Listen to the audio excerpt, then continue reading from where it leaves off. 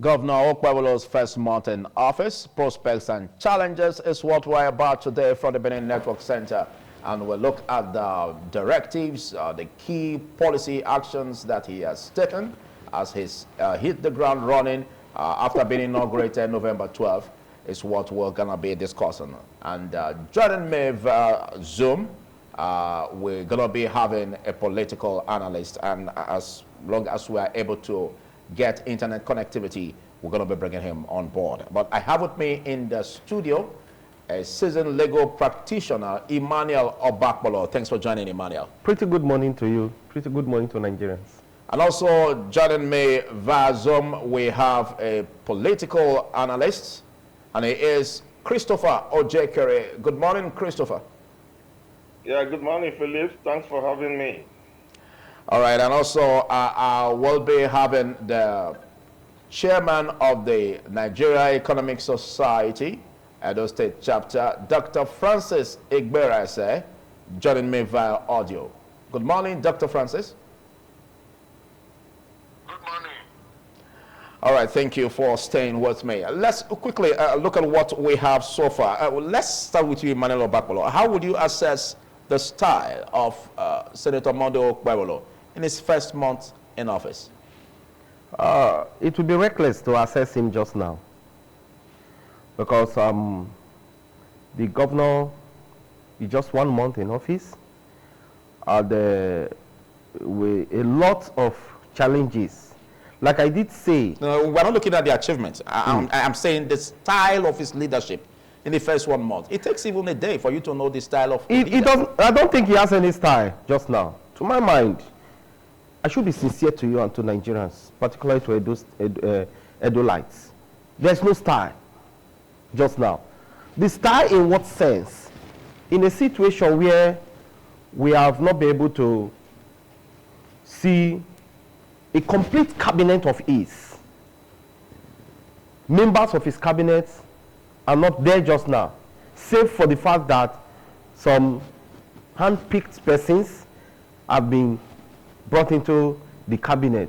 But there's no completion. So for just now, we have not really seen any direction.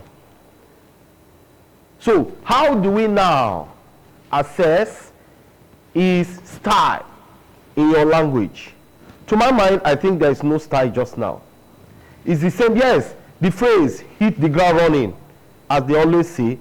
So how has the ground felt with these hits? How has it impacted the people of Edo State, this style? Have we been able to see succor given to the people?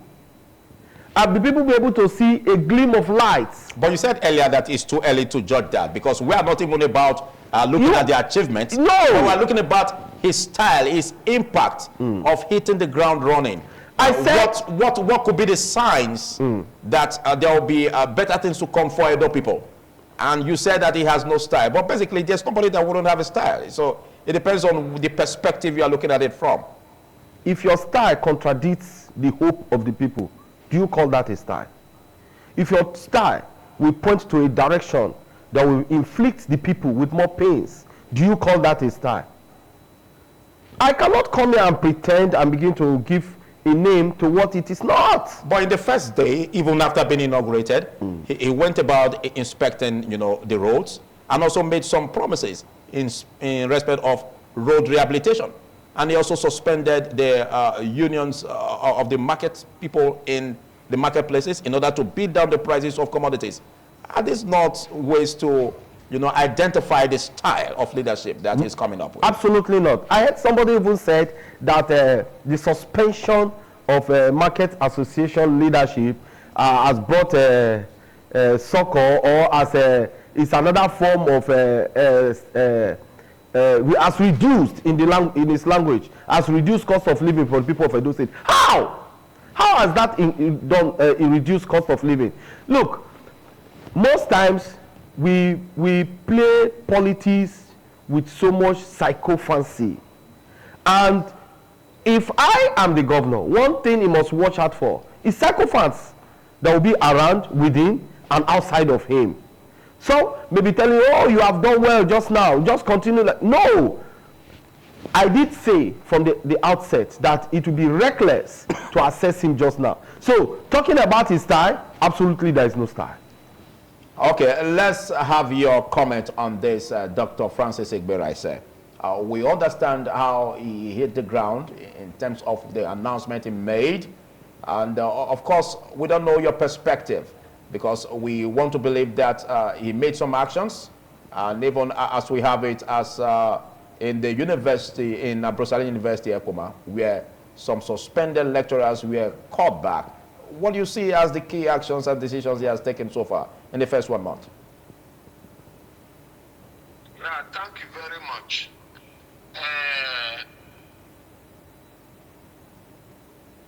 It is uncharitable to say that governor has no style. It is not difficult to imagine the style of a leader from the very first step. The policy directions of any leader become obvious and manifest from the very first step. What I think we should be talking is how far that policy direction will be so implemented on the long run to assuage the need of the people. As per the governor, the policy direction is very, very clear. The style is very, very clear. I think maybe partly because of his background and upbringing, the sympathy for the poor is obvious. That should be the essence of the government. The policy direction is taking government out of business and making government to be governance, as in maximizing the welfare of the citizens than maximizing profits. Because government function is to maximize the welfare of the people. Let me just, it's not about sacrifice. Because I heard somebody talk of sacrifice. For people like us, we are very, very proud who are lecturers, who are academics. We don't even care to know how much you have. If you are a true academic, we say it as it is. Even if you are a billionaire, so take sacrifice out of it. Take politics out of it. For example, you just mentioned, in the university where I lecture, and Brooklyn University where I teach, you see, it is only a government who has sympathy for the poor that will take monthly subvention from 41 million naira, which the previous government put it, to 500 million naira. Maybe you don't know what that one will do for the society. Not just those who are working there. There are vacancies everywhere within the university. But because there was no money, the university could do employ. The people who are living in the place, the university, the community will start bubbling again. And so on and so forth. Education is the most important portion of the government because it has to do with human capital. The governor did not waste time in doing that. Like you said, people who were sacked unjustly and returned. But let me even leave at Brooklyn University so that it will not look as if I am biased. Maybe people should know what is called announcement effect.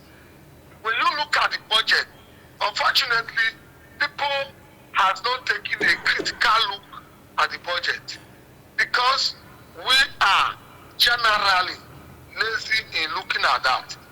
The budget itself, when you take a critical look at it, it is a cure to our cry of prospect in the future, which never came.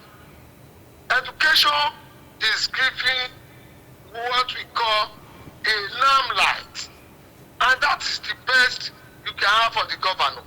But how far this will be implemented is a different thing. But to say there is no style, the style is that of a poor man who wants the poor to live. The style is that of a person who probably have experienced poverty and was not a privileged child who knows where it pays the poor and want the poor to live. And you talk about the market woman. It will be ironic. I am not an hallelujah to government, but it will be ironic for somebody to say when you buy the market union, it will not lead to reduction in prices of goods and services. Even in elementary economics, we know the effect of unionism in terms of high price, that they do not allow the free market to work. So a governor must be able to sum up courage to do price administration through the market unions. Because what they do have been inimical to free market operation. So those are clear. It's just 1 month. Yes, I agree. Very, to evaluate him now is something we still need to exercise patience. But to say there is no style, the direction is very, very clear. Thank you, Dr. Francis. Is that the governor should be able to carry on. Thank you, Dr. Francis. As the chairman of Nigeria Economic Society, that at the end of it all, there is nothing the governor can do without having a solid economic team. He should do as fast as possible to set up a solid economic team who will bring in not just idea, but policy of the poor. Thank you. Thank you, Dr. Francis. Well, you are an economic expert. We understand that. And don't forget, Emmanuel Okpebholo is a legal practitioner. He's a barrister at law. But I know why he was having a say. You had some reservations, yes, but I will allow you to ventilate. But let's get the perception of Chris Ojekere over the key actions and, of course, policies of the governor, in defining his approach to governance. All right. Well, very sorry to say, first of all, that if what I'm seeing here is appearing where you are, there's a lot of misrepresentation of the words. I wouldn't want mine to be misrepresented in terms of the sound picking like the actual words or something like that. All right, to the question, I think that it is obvious from the answers of both speakers that it is premature for anybody to be able to judge accurately what is the policy direction or what is eventually going to be the dominant factors or the dominant trajectory of this government. As for style, I have seen a lot of parabolation, a lot of motion without movement. And that is self-imposed by the very careless utterance of hitting the ground running. That phrase is strange to those who understand what governance is, especially when it's a transition from a government that you were not a part of into a totally new government.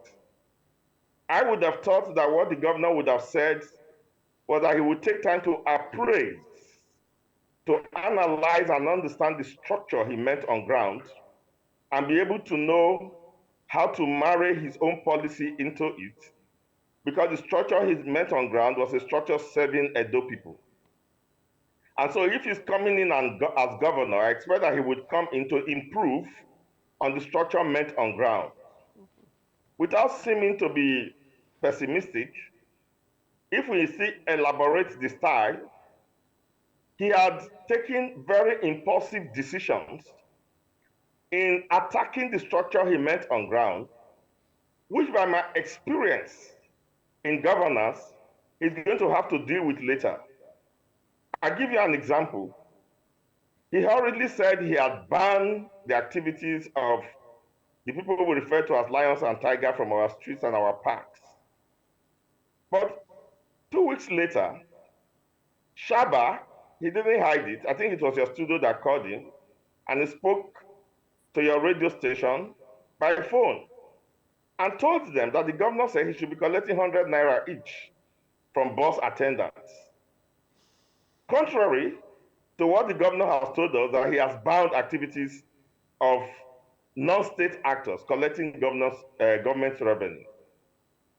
The economist from Ekpoma had told us that he thinks that his style is going to be a reflection of his empathy and sympathy towards the poor.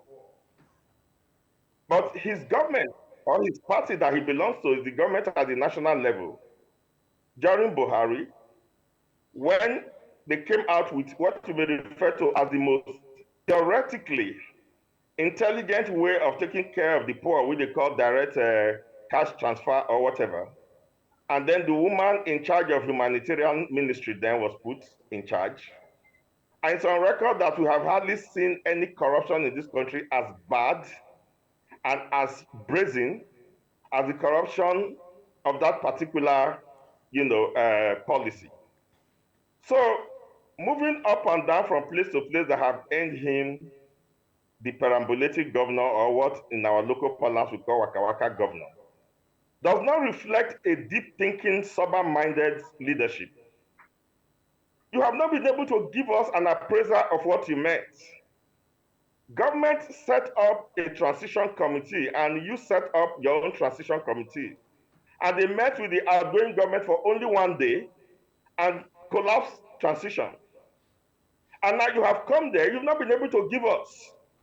You pretend as if there was nothing on ground. We know what is on ground, and we know what was working. So we expected that a thinking through governor would have given us an appraiser and then use the appraiser to tell us, on this area, I think I need to rejig this. On this area, I think I need to restart this. And then we will be able to understand that you are not operating on a vacuum. No government operates on a vacuum. Nobody operates on a vacuum. You come and build on the structure, and you apply into that structure your own policy difference that would improve the lot of Edo people. So I see a lot of movement around and contradictions. You are giving a fiat statement, and somebody, non-state actor, is quoting you. Until now, that has not been, challenged or rebuked. The young man is still collecting. Drivers are being embarrassed. Thank you, Christopher. That's a lot of confusion. Thank you, Christopher. Well, I must say that that was a very healthy articulation there, but I was expecting you to respond to the improvement of the subvention getting to Abuja University, Ekpoma. Yes, in the previous government, in the previous administration, we had it low, and increasing the subvention coming to the AAU, don't you see that as a development that will make us know that there's hope, there's green light, there's production coming in that direction in the educational sector? Wait, let me finish. And then again, I don't know if you understand how it has been, even in the previous time administration, where whenever it gets to December, we have court classes, we have insecurity. But we seem not to be having that just now. Or do you think it happened by a miracle? And again, the aspect of the measures that is putting in place to tackle farmers' elders classes. I don't know if you understand the measures that is putting in place. So all of this are really what I also expect you to talk about. Now, the Ambrose Ali University thing, I had lumped it into important.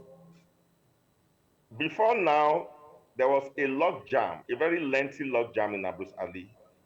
Are you telling me that within 10 days in office, you were able to understand all the issues from both sides that now led you to resolving that logjam by sacking everybody there, and you are going to have to appoint your own? Now, am I going to assume or accept that just throwing money into a problem is the solution to the problem? I'm not trained like that. I'm a development expert. You have to tell us what the problems were, what the shortcomings were, why it is a financial issue and not an ethnic issue, not an issue of incompetence, not an issue of ego, not an issue of oral fights. You have to let us show us that you have a mastery of what went on in Ambosali and how you now think it is money issue, and that's why you have to throw in this money to achieve this and that.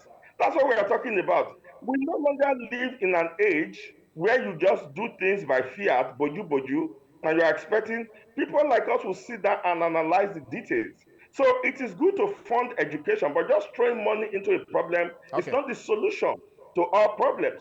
So you have to give us, we want to see this kind of analysis. Now, we expect you to react more. I will expect you to react more on this, but let's quickly get to Emmanuel. Let's have his perception as regards what has been said so far. Yes, I heard the economist said the governor has taken the allocation or whatever given to Edo State, to Ambosali University, from 47 or 49 to 500 million.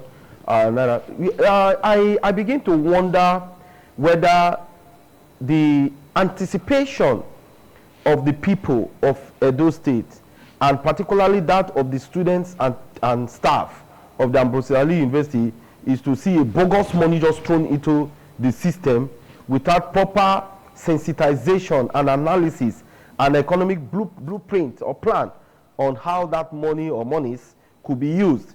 I think it will amount to a mere jamboree to some particular persons, wherein you see them beating the drum of praise to the governor. I want to tell you, Mr. Philip, it is unfortunate that it is, in a putrid society that, like ours just now, what we have are praise singers and people who cannot ventilate the truth to those in authority and to the system, if there is any. But to my mind, I don't think we have any system. Now, looking at the economists also said that the disbandment of market women will contribute to the economic development of Edo State. And the simple question I ask, can you give me a vivid analysis or a vivid step on how that could impact on the cost of living of the people of Edo State? Union, we have seen situations where government set up union, approve those union for their own purpose or purposes, as the case may be. And if there is disbandment, since these market unions were disbanded, what is the price of goods at the market? Are you advocating that they should be brought back? Because if you say, okay, are you also saying that it does not have a positive impact in beating down the prices of commodities? It doesn't, because there are indices to impact the economy of a particular local government, state, or are you speaking as an expert? Are you speaking as an economic expert? I have expert? knowledge on that. There are indices. We have not been able to see any of those indices. So the disbandment of a market union is not enough to say that it has impacted on the cost of living of the people of Edo State. Because if you look at, there must be this synergy between the federal, the state, and the local government. If the economists had told me that the governor is trying to see how, from the local government angle, things could be done, steps could be taken, indices will reflect that will now come up to affect the people of Edo State in a general sense, I will look at it, okay, maybe from a bird's eye view, it could be pointing towards a direction. But just now, it is directionless, it is not, it is unreasonable, it is not making any sense to so say that the disbandment of market union has impacted the people of Edo State and has reduced the cost of living. Thank you. It has not. Thank you. Let's not forget a dictum that says a journey of 1,000 kilometers begins with a step. And when a step is taken, you know that it's taken in a positive direction or negative. But Dr. Francis Igberise is on board. Let's quickly have your say before we join Ahmed Momodu from the United States. Dr. Francis Igberise, let's quickly have your reaction. Yes, you see the problem why students fail. They overreach themselves with questions that are not asked by the examiner. The question you ask is the direction, is to assess, is not what the impact of his policy has yet made in Edo State. That I said that it takes a period for policy to manifest. But that the direction is clear. It will be out of ignorance of how the economy works for somebody to say that these are no directions. I am the economic expert here. I just told you that even in elementary economies, we know the effect of unionism in affecting the free market economy. So if the governor come and said, I want to ban the union, I want to moderate the activities of the union, that is to say that the free market economy should work. But how far it has actually affected is left for time to tell. All right. Because we are just 1 month into the administration. Then the second one of about Ambrose University. So I laugh when somebody says the expectation of Edo State is about students and all that. You do not know how that one touches the households, every household in Edo State and beyond, because the school fees is going to reduce. People will have more access to education. Those who are already there will have more access to money that will be pumped into society. Those who are not already there, who are outside that, we have hope of coming in to have the job. Then you talk of the indirect job. Before we speak, we must know how the economy works. The economy works in such a way that it is a simultaneous equilibration. Thank you, Dr. Francis. Thank you, Dr. Francis. I'll come back to you, but let's quickly. That there is much to be done to make sure that all these things work. But as per direction, the direction is already clear. All right, you've articulated that. It's for the welfare of the citizens, not for profit. Thank you, Dr. Francis. Let's quickly have the say of Ahmed Momodu, who is joining us from the United States, Texas, Houston. Good morning, Ahmed. Good morning, Philip. Good morning, viewers. Yeah, I must apologize. We have to disturb your sleep a little bit, but we are on this conversation on the policy direction of the governor of Edo State, Senator Monday Okpebholo, who started off making some decisions and directives, banning market unions in the marketplaces in order to bring an uplift, in terms of reducing the prices of commodities in the markets. And of course, also bringing out an increase in the subvention that gets to the Okpebholo University, ECPOMA. And also looking at road rehabilitation. He has been inspecting road projects and also embarking on new projects in order to have an uplift for a new Edo State. So I want your perception on how you see what is doing so far, if it's in the right direction, or what do you see as telling towards? So to quote the governor directly, he said, and I quote him, he said, we have come to simplify governance. We have come to bring governance to the people. We have come to show the face of government to the people. And he has done that practically. It will amount to blindness to say you don't understand the direction of the policy of government that is being proactive, being pro-populist, and being pro-people. The subvention to Okpebholo University is simply a continuation of what the comrade governor used to do, Oshomole, when there was a gap in the funding, and there's gap in funding in most of the tertiary institutions in Nigeria, because most of them are not able to self-generate enough revenue to run their activities. And so the government steps in from time to time to sort of subsidize some of these costs. And like the economist pointed out, it is almost impossible for you to say when somebody puts in money into a system, you don't see the trickle-down effect. There will be indirect jobs created. There will be direct jobs created. It will allow the institution to function optimally. Now, you talk about the road infrastructure that he has been pursuing. It would take a certain amount of ignorance for you to say Edo State had been cut practically into two. Edo North was almost existing as a separate entity from Edo South in the previous administration. The governor came in and said, this is a situation that cannot be allowed to continue. And what has he done? He has promised that those roads that were gridlocked and locked down will now be made accessible for the celebrations that are upcoming. Now, you talk about the market women and the unionism. There's no better indication of direct governance than a governor that is telling you, we will not allow a few individuals to, to determine the pricing of commodities for the whole state until we're able to understand what is going on exactly, how this affects the costing of the commodities in the market. Everything stands dissolved for the meantime. He's not saying that he's not going to allow them to function. All he's saying is that in the interim, while they understand the economics, the trickle-down economics, and to find out how this is affecting the cost of commodities in the state, let us put everything at abeyance.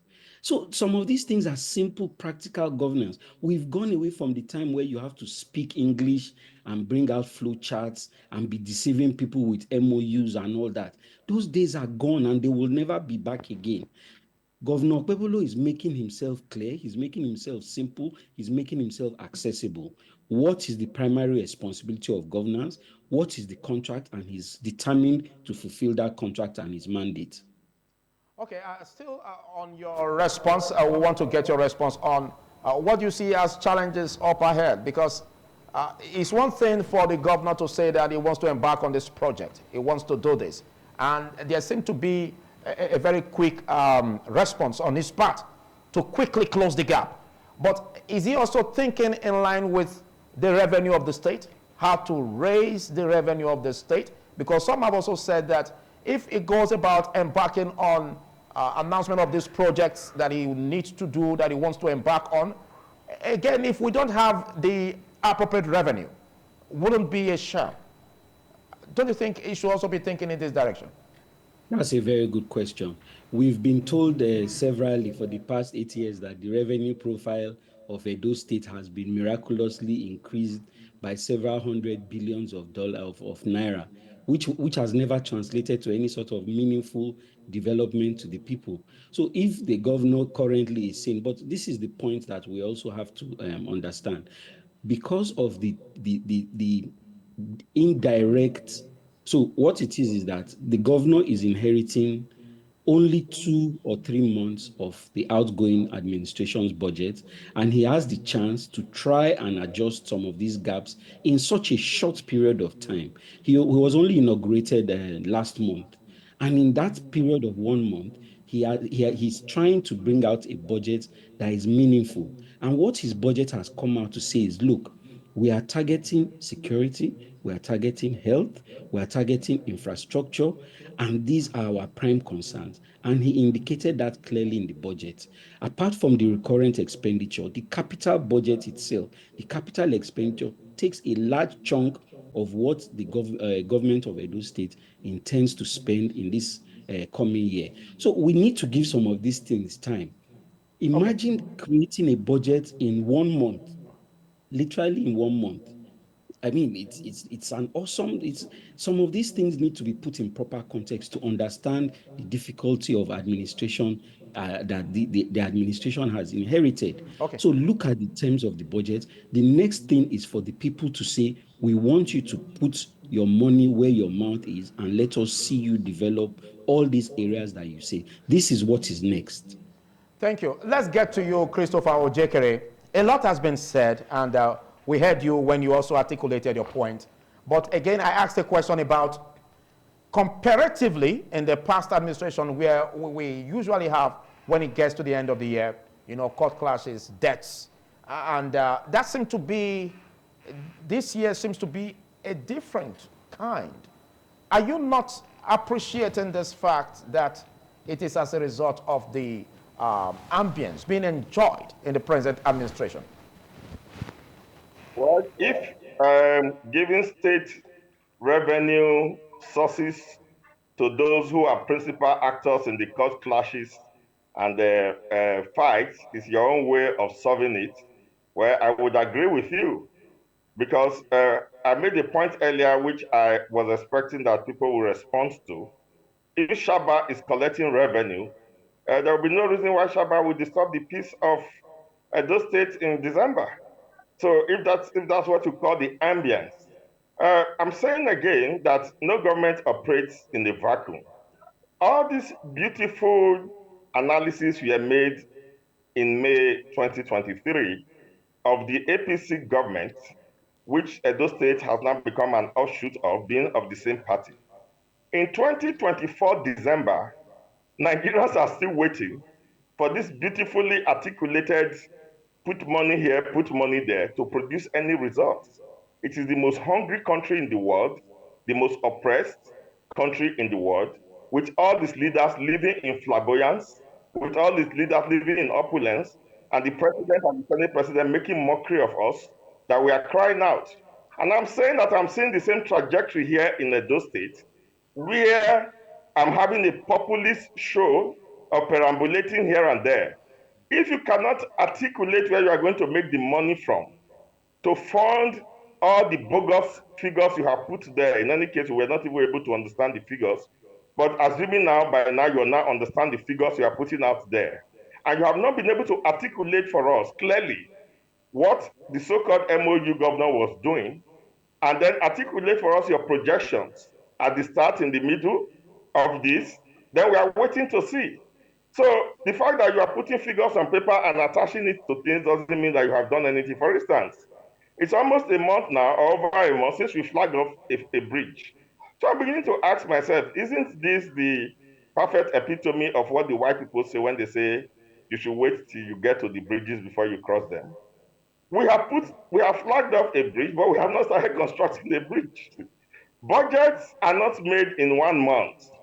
Budget processes starts from almost the middle of the previous year and builds up. So some of the projections of the budget was the IGR put in place by the previous government, and the geometrical increase in those IGR as we had it. So for anybody to say that we are running the government of MOU, we have solid productive economy in place, wherein we get revenue from. One of it is the revenue from the parks, market, and so on and so forth. The other one is in the establishment of factories, and so on and so forth, and the services. And now the technology that enables all of that have been destroyed. It has been shut down, and we can no longer tell our revenue inflow, and we are depending on the federal government that is borrowing trillions, returning us back to the rentier system, and we are saying that it's going to be a budget that will benefit the people. What is going to be the operationability of that budget? We are waiting to see. I am saying that what I expected was that the government will sit down and appraise the situation and give us reasoned, thought out, clear plans, then juxtapose it against the revenue expectation, both at the federal and in the national, because 80% of your revenue is still coming from the federal. And then you will tell us, okay, this is how you are going to go. Not all this moving up and down and getting people clapping for you. And then those, as I said the last time I was in your station, those who prepared that budget also know where that budget leaks from. And this particular example is what I have given you, that after he has made his own announcement, Shaba is in the park making his own announcement. Thank you. I think that's your final remarks on this. Big thanks, Christopher Ojekere, for taking our time to be part of this. But let's get your final remarks, Emmanuel Okpebholo. Well, I wish to see Edo State that could move forward, onward and upward under this administration. I wish to see Edo State that could be a security haven for every one of us. I wish to see Edo State that we grow economically, just as we've been told by the previous administration and the now administration that has hit the ground running. So I wish to see Edo State that could be a place where other states in Nigeria could learn from and say of a truth, this place is a place to go. But the question now is, can you give what you don't have? I don't think so. Well, they said if wishes were horses, beggars will ride. And it is expected that everyone will put his hands on the deck to make sure that the government of the day succeeds in bringing respite to the people. Let's get your final thoughts on this, Dr. Francis Igberese.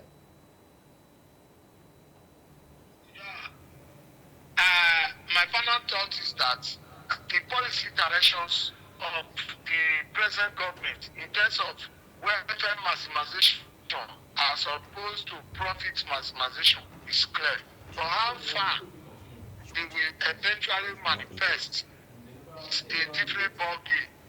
And that if you want all these things to go, as the chief economist of the state, I stand to tell him that there is nothing that can happen if there is no formidable economic team to constantly initiate and evaluate existing policies. I wish him well, and I want him, as a matter of urgency, to set up a real economic team that is composed of economists, not businessmen. Thank you. All right, let's get your thoughts, Ahmed Mamadou. There's one beautiful thing about having opposition in governance to make sure that there comes a balance. What do you make of this as you make your final remarks? Because a lot has been said on the need for us to have a balanced government, and we can't wish away the very, very, fantastic opinions of those in opposition. Well, I've always believed that opposition is one of the pillars of democracy without which progress is almost impossible, because anybody that is all-knowing doesn't know anything. Because, like they say, where we come from, even a clock that is dead is right twice a day. And let me quickly address some of the things that have been said. I completely agree with Dr. Francis. I believe that the administration has shown that it is more interested in welfare than profiteering. The outgone administration, thank goodness, outgone, let us emphasize that, was more interested in showmanship and brilliance that was just completely irrelevant to the welfare of the people. We're talking about an administration that had a commissioner for roads and bridges when there were no roads and no bridges that were functioning. The new administration has come in and said, we want to build a bridge at Ramat Park. And all of a sudden, people are surprised and shocked that there is so much interest in this. Let us give the administration time. Let us keep our fingers on the button and keep reminding them of the promises they made, and that we expect nothing less than what they've promised to be delivered. That's my own final submission. Well, thank you, but I'll be extending this a bit. Let's give your thoughts. Let's get your thoughts, Christopher Ojekere. I understand the fact that a lot needs to be done in terms of the present government. Now, what are your expectations for this government in order to make sure that the people of Edo State benefit in the long run? Be focused, and the project he has put out is good. I expect him to be focused and to ensure that that budget works and that those things are done. He should do less of parabolating and listening to those people who are advising him. He should also link up with Obaseki to understand where Obaseki's direction shift was and how to be able to marry his own to it for the benefit of Edo people. That's what I expect. Thank you so much, Christopher Ojekere. Big thanks to you, Ahmed Mamadou, and of course, Dr. Francis Igberese, and of course, Emmanuel Okpebholo.